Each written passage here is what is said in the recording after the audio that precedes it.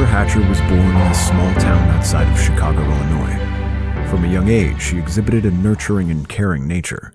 Her parents instilled in her the importance of helping others and making a difference. During college, Kendra developed a passion for dentistry and decided to focus on pediatrics. Her ability to connect with young people made her a natural choice as a pediatric dentist. She was drawn to working with children and helping them improve their oral health. In 2015, at just 35 years old, Kendra landed her dream job at a dental practice in Dallas, Texas, in a low-income community. This dental office was dedicated to community outreach and ensuring the residents of the area had the best care. With a passion for helping, Kendra quickly established a rapport with her patients. Kendra was an eligible bachelorette, so it came as no surprise that she quickly captured the heart of Dr. Ricardo Ricky Paniagua, a dermatology resident. Ricky, originally hailing from California, fell hard for Kendra, and she reciprocated his feelings. With only 4 months of dating, their connection was so strong that they began discussing moving in together and planning a wedding. Those who loved Kendra were thrilled for her. They hadn't seen her this excited in a long time. Life seemed to be on an upward trend for Kendra ever since she moved to Dallas at the start of the year. In September, Kendra and Ricky had planned a romantic beach getaway to Cancun. However, this would never come to pass. Little did Kendra know that her happiness would be short-lived.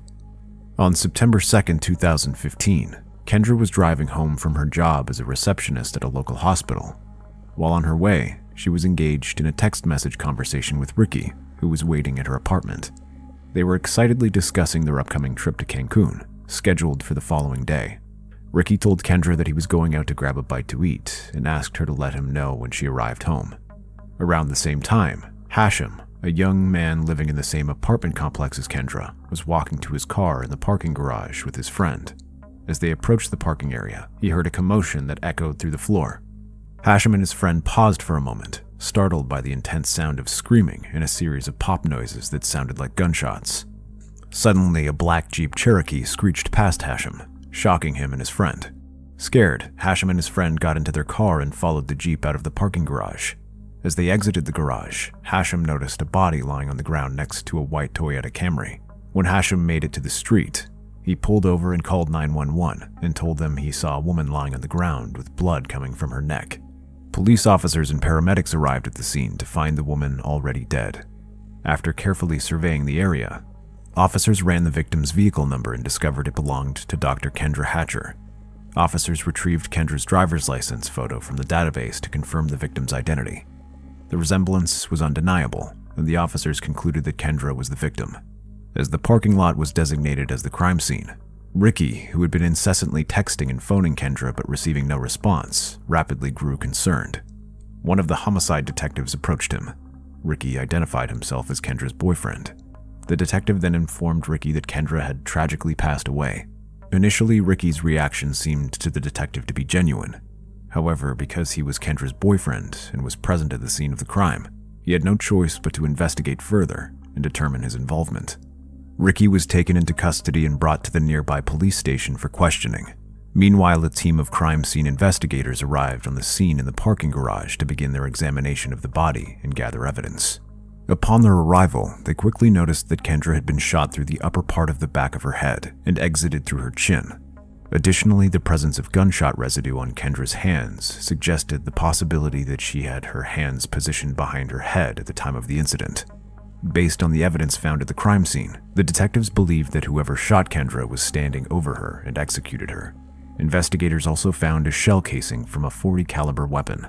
At the crime scene, investigators stumbled upon a magazine from a handgun. This discovery led the detectives to believe that the shooter, in a moment of haste, may have accidentally hit the release on the gun, causing the magazine to pop out. Upon examination, it was found that the magazine did not contain any DNA or prints that could help identify a suspect. The crime scene provided several crucial clues, but one item stood out. Kendra's purse was missing. This absence led detectives to believe that the motivation behind her murder may have been a robbery gone wrong. With security cameras in various parking garage areas, the detectives sought access to the footage from the apartment complex management. As the detectives waited for the CCTV footage to be reviewed, they interviewed Ricky at the police station. Throughout the interview, Ricky appeared shocked and disoriented. Despite the lack of evidence suggesting Ricky's involvement in Kendra's shooting, the detectives couldn't rule him out as a suspect.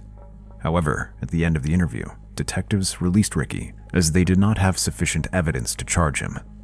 When the security camera footage from the garage came in, the detectives were confronted with a series of chilling events. The video showed that at 7:15 p.m. on September 2nd, a black Jeep Cherokee followed a resident through the parking garage and parked in a spot. About 20 minutes later, at 7:42 p.m., a white Toyota Camry pulled into the garage. As Kendra pulled into her designated parking spot, the suspect left the Jeep and walked out of frame, heading in the direction of Kendra's car. The Jeep abruptly reversed, and the suspect walked back into the vehicle, entering the passenger side. Then the Jeep sped out of the parking garage. Because the footage was grainy, the detectives could not make out any features on the shooter or the license plate number on the Jeep. However, one crucial piece of information came to light during the review of the security camera footage. The Jeep driver, a woman, was seen on one of the cameras as she exited the parking garage. One of the detectives took a still image of the woman's face and released a widely publicized picture. This photograph was paired with a picture of the black Jeep Cherokee. 2 days after Kendra's death, Jose Ortez contacted the police and said he wanted to speak to the detectives working on the case. Jose agreed to meet with the detectives at the police station. During their meeting, Jose informed the detectives that the Jeep seen on the news belonged to him. He recognized the unique characteristics of the vehicle, such as the customized rims and bumper trim, which made him confident that it was indeed his car. However, Jose denied any involvement in the crime. He expressed a strong desire to clear his name and stated that he had loaned his Jeep to his friend Brenda Delgado on September 2nd. Jose claimed that there was no way Brenda was the driver of the vehicle, because at the time of Kendra's murder, he and Brenda had been eating dinner at Chili's. Jose revealed that Brenda had threatened him after he confronted her about the fact that his Jeep, which he had let her use, had been on the news and involved in a crime. Brenda had told him to leave the police out of the issue, or else there might be need for authorities to question his immigration status. Furthermore, Brenda had offered to pay for the Jeep to be painted, so it didn't match the car the police were looking for. This revelation piqued the detectives' interest, as they became increasingly convinced that Brenda may have valuable information about Kendra's murder. That same day, September 4th, the detectives called Brenda Delgado and asked her to come to the police department for an interview to learn more about her. Through this search, they discovered that Brenda had immigrated from Mexico to Dallas as a little girl. Those who knew Brenda described her as quiet and reserved, yet they always noticed an upbeat energy about her. At the time of the murder, Brenda was 33 years old and was diligently working towards obtaining her certification as a dental hygienist. Her professors at the dental hygienist school spoke highly of her and praised her ambition and drive. They believed she had great potential and a bright future in the field. When asked if she knew the victim, Brenda denied having any knowledge of who Kendra was. Furthermore, she claimed to have spent the evening of September 2nd with her boyfriend Jose at Chili's restaurant. To support her alibi, Brenda presented the detectives with a receipt from Chili's as proof of her whereabouts that night. However, the detectives found certain aspects of Brenda's story suspicious. The fact that Brenda had the receipt from the dinner 2 nights earlier raised a red flag. They believed it was unusual for someone to have such an old receipt readily available. Brenda inquired as to why her name had surfaced as a potential suspect. The detectives replied that Jose Ortez had come forward and stated that Brenda had borrowed his Jeep. However, according to Brenda, her friend Crystal Cortez had borrowed the Jeep, not her. She provided the detective with Crystal's phone number and suggested they call her in for an interview. During the investigation, Crystal Cortez was interviewed in the interrogation room, and Brenda Delgado was in the other. Crystal admitted to driving the black Jeep Cherokee seen on the CCTV footage on the day and time of Kendra's murder. She stated that she and her son wanted to go to the park, and on their way there, a man suddenly jumped into the back seat of the Jeep. Crystal recalled how the man pulled a gun out and pointed it directly at her head. Terrified for herself and her child, she begged the man not to harm them. However, her pleas were brushed aside. The man ordered Crystal to drive, threatening her if she did not comply. With the gun still held to her head, Crystal reluctantly followed the man's instructions, complying with his demands. They made their way to the apartment parking garage, where Crystal tailgated a resident's car and entered a little after 7 p.m. Then she pulled into a spot and waited. Just then, a white car drove by, and the man emerged. Crystal heard gunshots, and she feared that the man had shot someone. The man returned and told her to leave. Crystal complied, driving the man to an area in downtown Dallas before dropping him off and leaving her and her son alone. In the video, Crystal was seen driving the Jeep into the parking garage, seemingly on the morning of the murder. However, it was evident that her son was not accompanying her, contradicting her story. The detectives were convinced that Crystal's account was false and pressed her for further details. As the conversation continued, the detectives questioned Crystal's claim that she was forced to drive to the apartment complex at gunpoint. They asked why she didn't attempt to escape or seek help during the encounter. The CCTV footage provided compelling evidence that Crystal had been waiting for the suspect to return to the Jeep before leaving. This evidence raised suspicions about the true nature of the incident. Faced with the mounting evidence and the detectives' persistent questioning, Crystal eventually confessed to the planned attack on Kendra.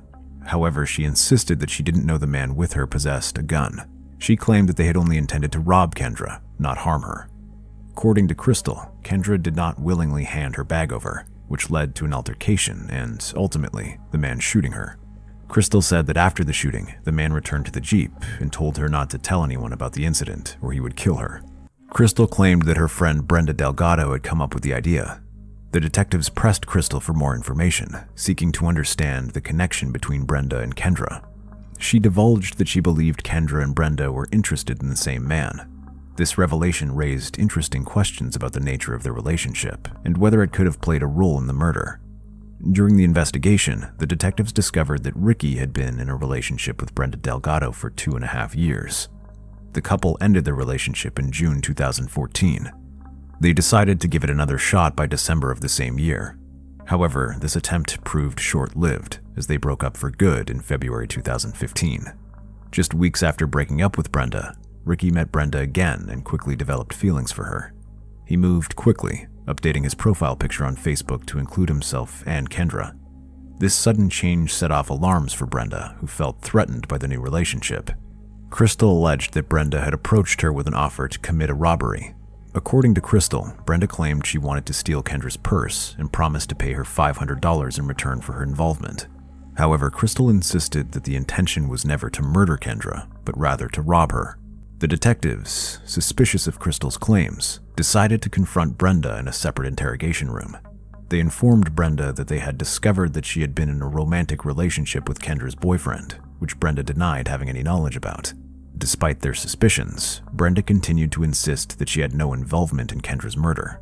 With the woman's consent, the detectives thoroughly searched Brenda's and Crystal's cell phones. They discovered that the two had met for lunch on the day Kendra was killed. Additionally, they saw that Brenda had given Crystal the promised $500 in cash. Further investigation revealed a photograph on Crystal's phone taken after the payment was made. This photo shows Crystal holding the money in the shape of a heart. What disturbed the detectives was that Crystal did not show any signs of being upset or scared. Instead, she appeared to revel in the situation. The detectives returned to Crystal's interrogation room, where they questioned her about the selfie they had found on her phone. They asked why she appeared to be so happy and carefree if she was so disturbed by Kendra's death, as she had claimed earlier. The detectives pressed further, questioning Crystal on the identity of the man who shot Kendra.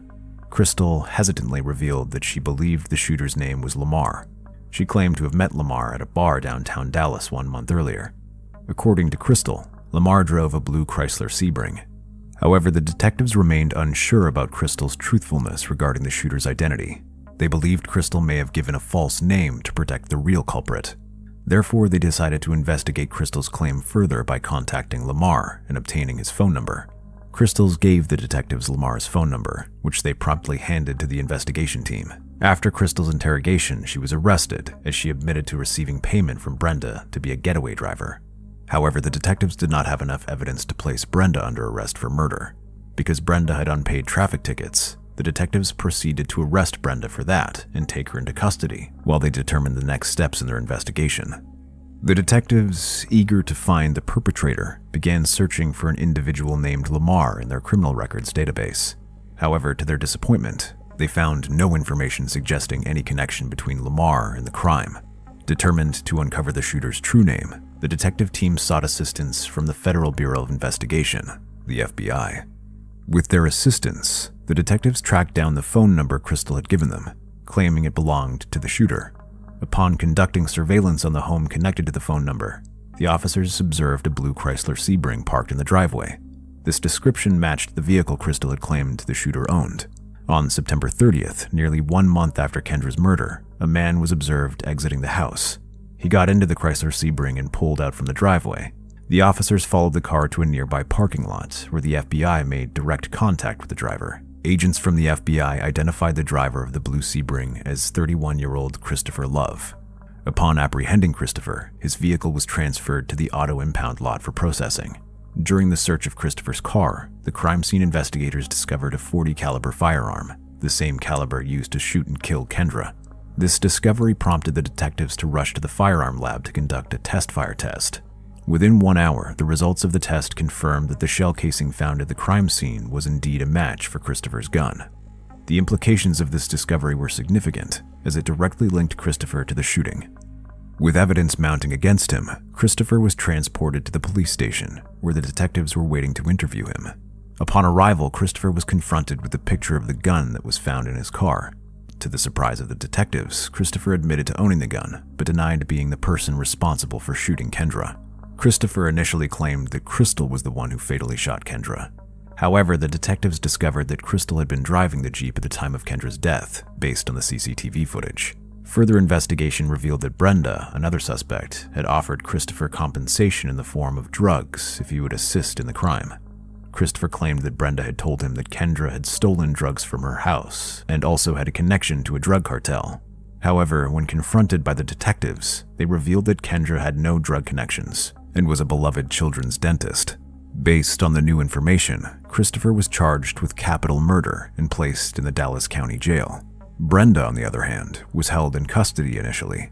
However, she eventually paid the fine for her parking ticket on September 5th and was released from custody.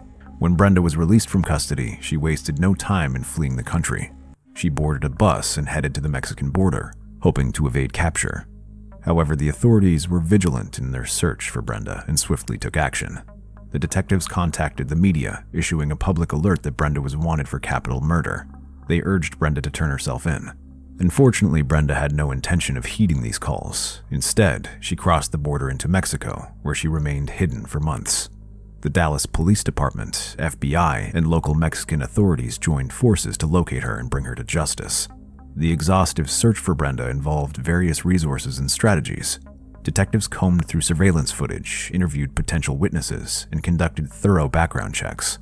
Their relentless efforts paid off 7 months later in April 2016, when Brenda was finally located in Mexico. With Brenda in custody, the authorities faced the challenge of extraditing her to the United States. However, there was one crucial condition that needed to be met. The United States had to promise that they would not seek the death penalty against her. After negotiations, the United States agreed to the conditions put forth by Mexico. As a result, Brenda was extradited to the USA to stand trial for capital murder. The case against Brenda gained strength when Crystal Cortez made a plea deal with the prosecution. She signed an agreement to testify against Brenda in exchange for a reduced sentence. Crystal admitted to her involvement in the murder and was sentenced to 35 years in prison. In 2019, during Brenda's trial, Crystal testified that in September 2015, while Brenda was eating dinner with Jose at Chili's for an alibi, she and Christopher Love snuck into the parking garage at Kendra's apartment complex and awaited Kendra. When Kendra drove by in her white Toyota Camry, Crystal testified Christopher got out of the car, shot Kendra, took her purse, and ran back to where Crystal was waiting in the Jeep. Brenda's defense attorney refuted Crystal's testimony and said that Brenda, being a mastermind behind a murder for hire, did not match her personality. The defense claimed that Crystal Cortez and Christopher Love planned to rob and kill Kendra after they heard Brenda badmouthing her, thinking Brenda would be an easy target to pin it on. After deliberations, the jury found Brenda guilty of capital murder. Brenda received a life sentence without parole. On October 31st, 2018, Christopher Love was also found guilty of capital murder and was sentenced to death.